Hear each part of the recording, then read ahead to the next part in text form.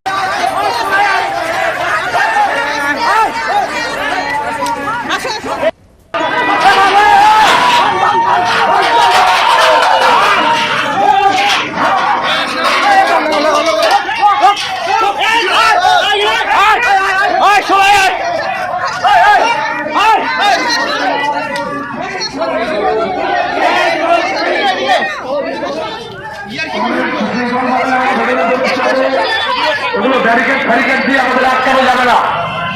ওখানে প্রশাসনের যারা রয়েছেন তাদেরকে বলছি, ওগুলো ব্যারিকেড দিয়ে এসএফআই, ডিওয়াইএফআই মহিলা সমিতিকে রোখা যায়নি।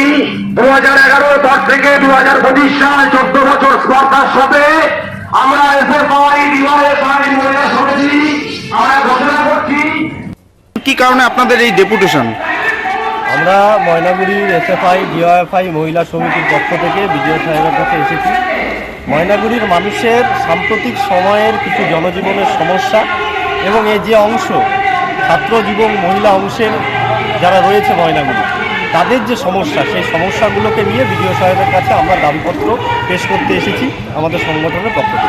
কত দফা দাবি রয়েছে আপনাদের? আমাদের মূলত 13 দফা দাবি, তার সাথে আরও কিছু কিছু বিষয় আছে যেগুলো গত মাসের 7 তারিখে ছাত্র ফেডারেশনের পক্ষ থেকে এসেছিল, সেই দাবিগুলো রয়েছে। এবং সাধারণ মানুষেরও কিছু দাবি রয়েছে, যেমন বিশেষ করে এই সময় দাঁড়িয়ে থেকে 100 দিনে কাজ বন্ধ, জব কার্ডের কাজের যে অধিকার, সেই অধিকার থেকে মানুষ বঞ্চিত হচ্ছে, জব কার্ড তার ভ্যালিডিটি ল্যাপস হয়ে যাচ্ছে, 4-এর ফর্ম ফিল আপ করানো হচ্ছে না গ্রাম পঞ্চায়েতগুলো থেকে। এগুলো নিয়েও বিডিও সাহেবের সাথে আলোচনা করছে আমাদের প্রতিনিধি দলের পক্ষ থেকে। এর পাশাপাশি স্কুলগুলোতে বাড়তি ফি নেওয়া হচ্ছে, এ নিয়েও আলোচনা চলছে। এই সামগ্রিক সমস্ত বিষয় নিয়ে এবং সাম্প্রতিক সময় আপনারা লক্ষ্য করছেন যে গোটা রাজ্যব্যাপী স্বাস্থ্য ব্যবস্থা ভেঙে পড়েছে। অভয়া কাণ্ড থেকে আমরা লক্ষ্য করেছি যে স্বাস্থ্য ব্যবস্থার যা বেহাল দশা গোটা রাজ্যবাসীর সামনে চলে এসেছে।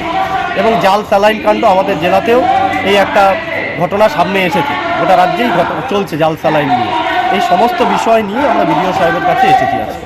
এর আগেও তো আপনারা বিভিন্ন দাবি নিয়ে ডেপুটেশন দিয়েছেন বিডিওকে, তো তারপরে সেগুলোর কি সুরা হয়েছে আদৌ? দেখুন, এই তৃণমূলের সরকারের আমলে বিডিও সাহেব, ডিএম সাহেব সবারই হাত পাজে বাঁধা, সেটা আমরা জানি।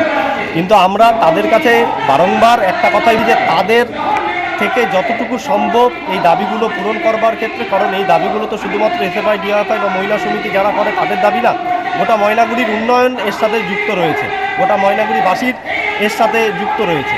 তো সেখানে দাঁড়িয়ে থেকে আমরা প্রতিবার বা সবসময় যখন আসি তখন আমাদের যে দাবিগুলোই থাকে, আমরা আমাদের বক্তব্য খুব সুস্পষ্টভাবেই বলি যে আমাদের সংগঠনের দাবি শুধুমাত্র আমাদের দাবি না, জনমানুষের দাবি। তাদের দিক থেকে যা যা করণীয় তাদেরকে করবার, এবং তারা যখন করে না তখন আমাদেরকে বারংবার সেই পন্থাতেই, সেই রাস্তাতেই আবার হাঁটতে হয়। সেই জন্যই আমরা আসি। আপনার নাম এবং পরিচয়? অর্পণ পাল, ডিওয়াইএফআই জেলা সভাপতি। কি কারণে আপনাদের এই